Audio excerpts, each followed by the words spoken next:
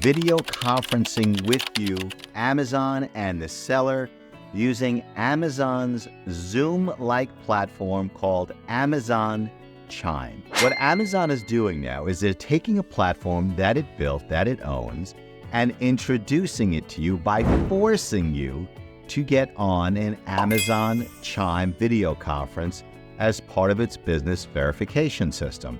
And I believe that this serves two purposes over at Amazon. The first thing is to do the business verification.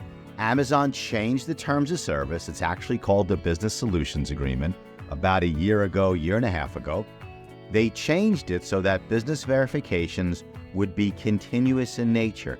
It's not just for new sellers, it is for all sellers, where Amazon can at any point, any time, ask you to verify who you are, the products that you're selling, and anything and everything about your account. It's serving the verification purpose so that Amazon can continuously vet its sellers, meaning you. What it's also doing, it's taking people, businesses, companies, it's taking you and introducing you to another Amazon service, Amazon Chime.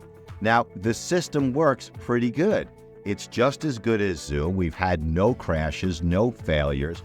We're not using it as a regular part of our business because I don't ever want to be in bed with Amazon. I want to be able to help Amazon sellers without ever being beholden to Amazon. But the system works very, very well. And who best to test it, to beta test it on, to introduce Amazon Chime to than you, because you have to take the call. So Amazon sellers, whether it's right or wrong, if Amazon contacts you that it wants to do a business verification through Amazon Chime, 1000% say yes, accept the call, schedule the Chime, and make sure you have all your ducks in a row so you can continue to sell on Amazon by complying with this Amazon verification system. And I also think it wouldn't hurt you to tell the Amazon rep how great Chime works.